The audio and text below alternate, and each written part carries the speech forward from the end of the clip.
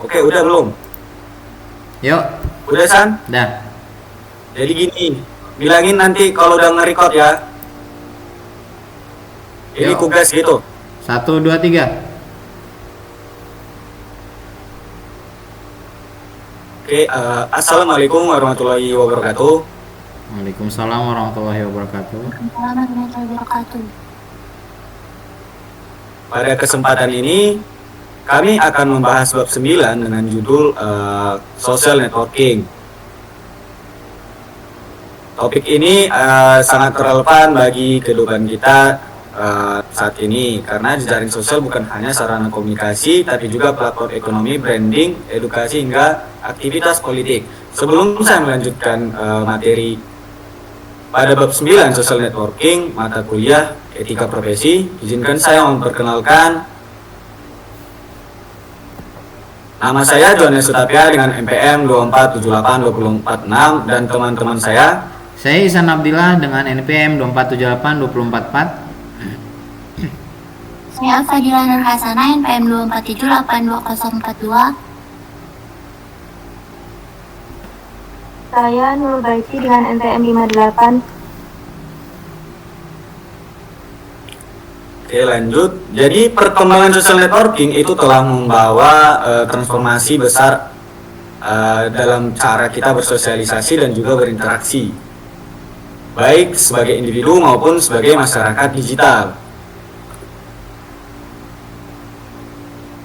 Jejaring sosial pada awalnya diciptakan untuk menghubungkan individu agar saling berbagi informasi, memperluas relasi, dan membangun komunitas.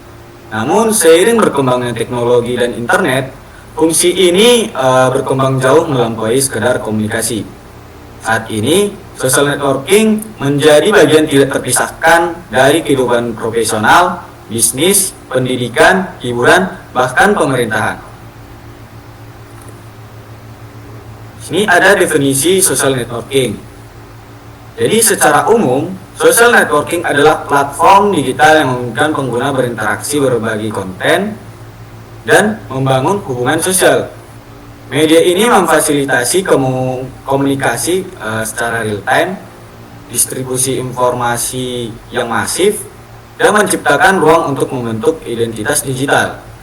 Dengan social networking, batas geografis tidak lagi menjadi penghalang, namun kita terhubung global, walau secara fisik berada di ruang lokal. Kemudian statistik pengguna media sosial di seluruh dunia meningkat pesat, termasuk Indonesia yang menjadi salah satu negara dengan jumlah pengguna aktif terbanyak. Meski bukan nomor satu.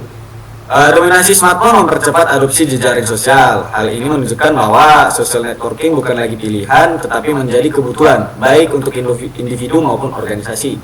Saya lanjutkan kepada teman saya untuk melanjutkan di materi platform. Oke, di sini saya sedikit menyampaikan dari platform overview. Platform overview, berbagai platform mendukung serial networking ya.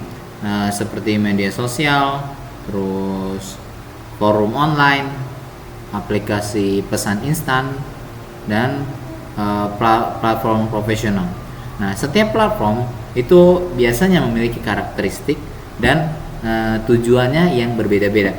Namun semuanya itu memiliki peran dalam membangun koneksi antar pengguna. Nah, seperti yang kita lihat pada slide ini, itu ada Facebook, Instagram, LinkedIn, TikTok. Astagfirullahaladzim. Facebook, Instagram, LinkedIn, TikTok ya. Yang dimana Facebook itu lebih banyak digunakan kalangan umur 70-an ke atas ya. Dan untuk Instagram yang pastinya di kalangan kita ya, itu lebih banyak digunakan. Nah, untuk platform LinkedIn ini seperti platform yang dimana banyak instansi-instansi yang menyebarluaskan ketenaga kerjaan dan satu lagi TikTok ya, yang dimana ini juga pada zaman sekarang menjadi e-commerce yang benar-benar viral. Nah, kemudian iklan jaringan sosial. Iklan jaringan sosial, serial networking itu dimanfaatkan secara luas dalam periklanan digital. Nah, iklan pada jaringan sosial memungkinkan perusahaan menargetkan audiens secara spesifik, mengukur mengukur efektivitas iklan secara real time, dan meningkatkan interaksi dengan konsumen. Hal ini membuat pemasaran itu menjadi lebih efisien dan tentunya tepat sasaran ya. Lalu slide selanjutnya ada viral marketing. Nah, viral marketing adalah strategi pemasaran yang memanfaatkan serial networking untuk menyebarkan konten secara cepat. Lanjut. Nah, untuk bagian ini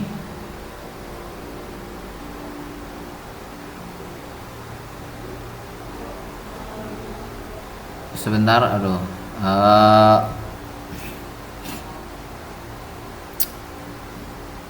pekerjaan. Serial networking juga berdampak besar dalam dunia kerja. Ya, beberapa manfaatnya di antara lain itu ada memperluas jaringan profesional, mencari peluang kerja, membangun personal branding.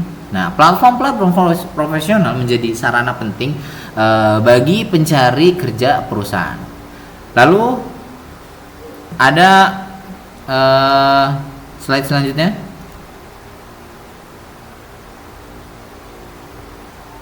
Layanan pelanggan.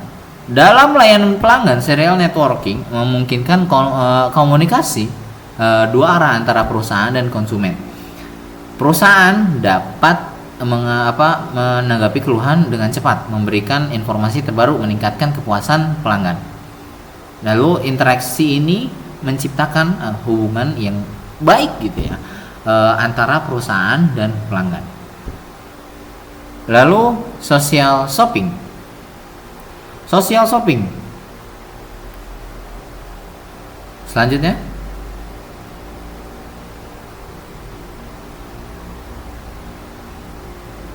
Slide selanjutnya. Social shopping. Social shopping adalah aktivitas belanja yang dimana terintegrasi dengan jaringan sosial. Pengguna itu pasti bisa melihat bagaimana ulasan produk, lalu bisa juga mendapat rekomendasi dari teman-temannya dan melakukan pembelian langsung melalui platform sosial karena tertarik dari rekomendasi dari teman-temannya. Nah, hal ini menjadikan pengalaman belanja menjadi lebih interaktif dan terpercaya. Oke, untuk slide selanjutnya saya serahkan kepada rekan saya.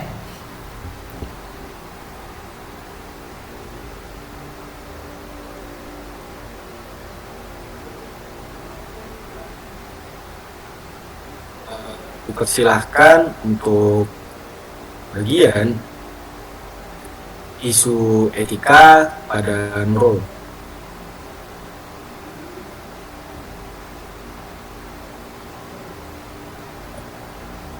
Oke, terima kasih. Jadi untuk isu etika sendiri, di sini ada manfaat jejaring sosial besar, tapi resikonya juga nyata seperti ada cyberbullying, ada cyber stalking, ada hoax, dan ada juga penipuan. Jadi hingga eksploitasi seksual merupakan ancaman yang serius. Jadi untuk isu privasi dan data pribadi menjadi tantangan besar, terutama di Indonesia, karena regulasi seperti Undang-Undang ITE dan Undang-Undang PDP hadir untuk mengatur. Namun di sini untuk literasi digital masyarakat tetap menjadi faktor kunci pencegahan.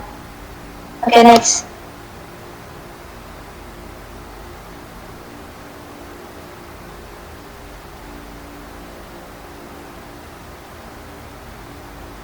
Untuk bagian ini yaitu metaverse. Jadi metaverse dan dunia virtual ini dia memperluas interaksi digital, baik itu pengguna dapat bekerja atau bermain bahkan berdagang dalam format digital. Jadi untuk konsep ini menciptakan peluang baru dalam pendidikan, bisnis maupun hiburan. Tapi ada resiko yang muncul berupa kecanduan, kriminalitas digital dan isu identitas. Tapi tanpa aturan dan etika, ruang ini rawan disalahgunakan. Ada faktor MMORPG, ekonomi, serta ada NVTS serta isunya. Oke, selanjut.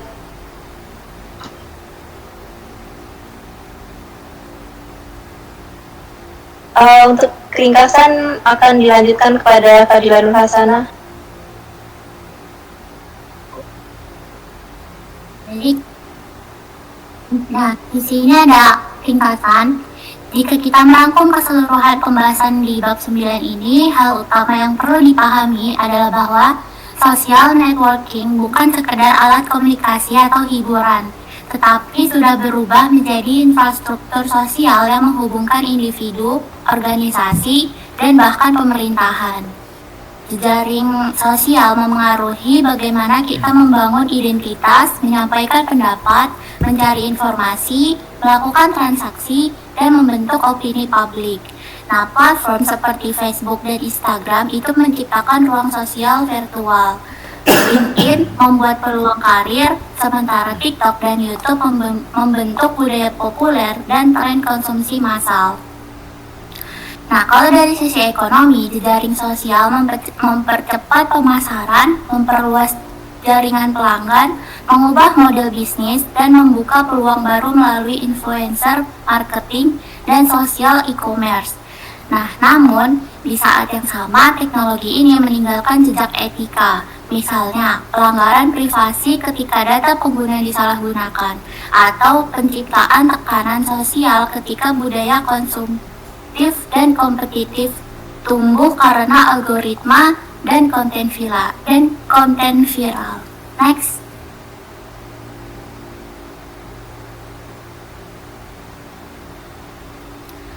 Nah, ketika kita memikirkan jaringan sosial, ada pertanyaan-pertanyaan fundamental yang sebenarnya tidak perlu dijawab oleh pengguna, tetapi juga oleh pemerintah, perusahaan, dan profesional teknologi informasi.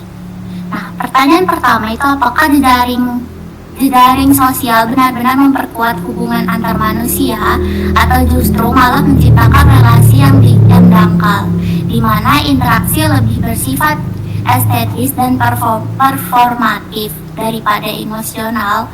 Nah, di sini kita perlu mempertimbangkan apakah like, share, dan komen bisa menggantikan komunikasi tatap muka, empati, dan hubungan interpersonal yang nyata. Next.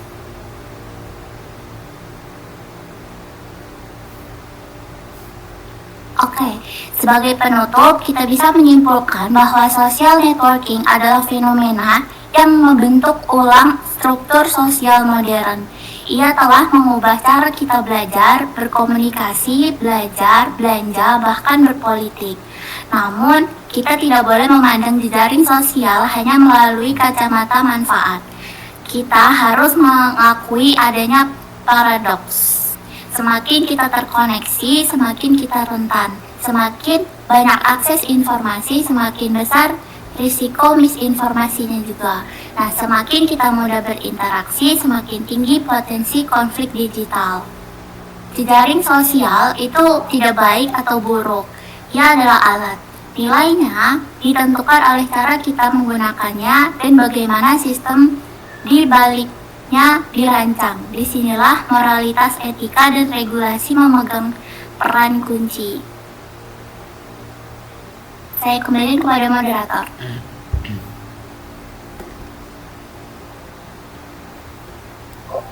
Oke, terima kasih kepada Nana telah menyimpulkan dan juga untuk dari materi kita.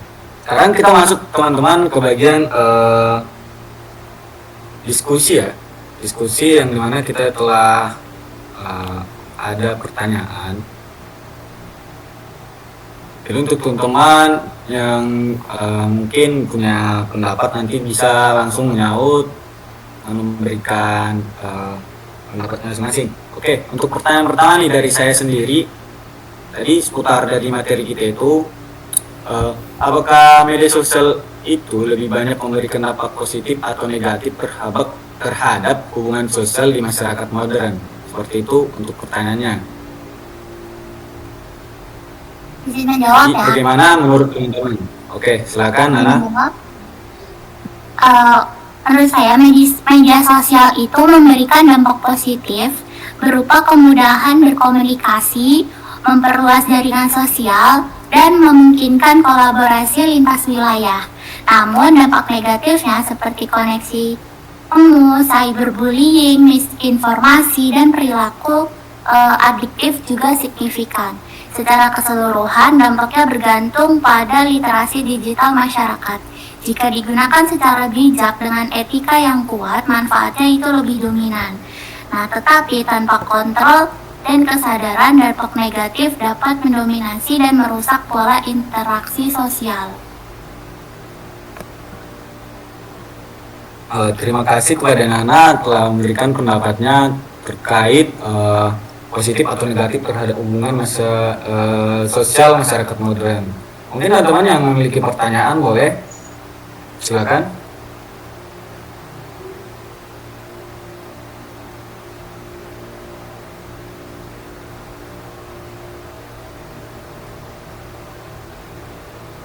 Mungkin Isan, Nurul, atau Nana sendiri nih, ada pertanyaan nggak dari Nana sendiri?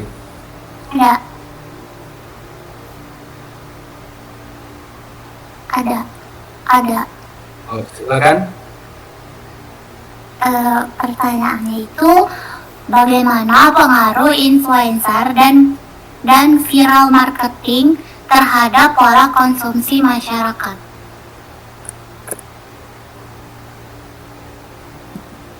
Pertanyaannya tadi bagaimana pengaruh influencer dan viral marketing seperti itu? Ya. Izin ya menjawab, sepertinya boleh nih. Jadi influencer dan viral marketing itu memiliki pengaruh yang besar terhadap pola konsumsi ya. Rekomendasi yang berasal dari toko yang dianggap kredibel ataupun populer itu menciptakan kepercayaan yang lebih tinggi dibandingkan iklan tradisional.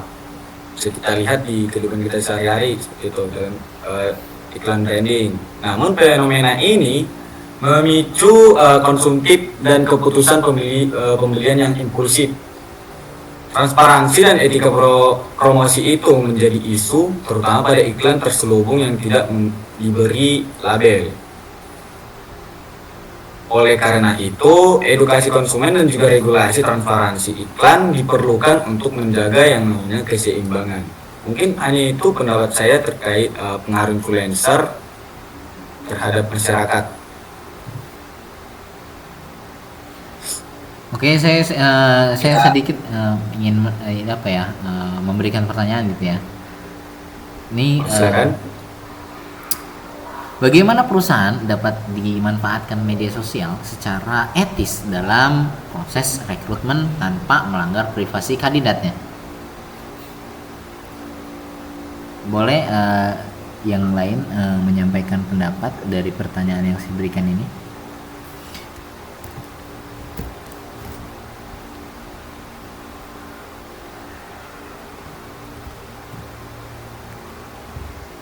Mbak Nurul, gimana pendapatnya Mbak Nurul? Baik, saya akan memberikan pendapat pertanyaan dari Isan tadi. Bagaimana perusahaan dapat memanfaatkan media sosial secara etis dalam proses apa tadi? Dalam proses rekrutmen tanpa melanggar privasi kandidat. Ya.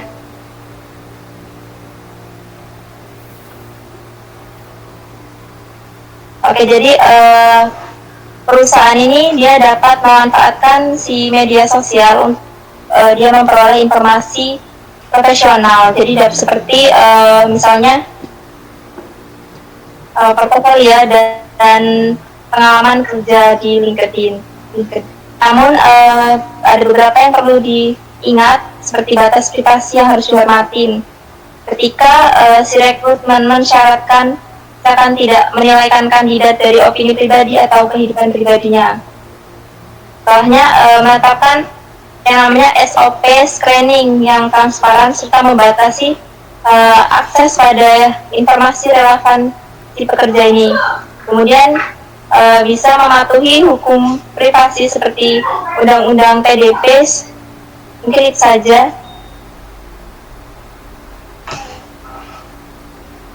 Oke, terima kasih untuk teman-teman semuanya yang telah memberikan beberapa pertanyaan. Mungkin cukup untuk bagian kita diskusi terkait dari isi materi kita pada hari ini. Oke, tutup ya tadi ya. Oke, di sini saya akan menutup dari materi hari ini. Jadi terima kasih untuk teman-teman semuanya. Jika ada kesalahan dalam penyampaian materi pada hari ini, kami selaku satu kelompok mohon maaf. Mungkin untuk kedepannya akan jauh lebih baik lagi. Saya akhiri. Wassalamualaikum warahmatullahi wabarakatuh. Waalaikumsalam warahmatullahi wabarakatuh.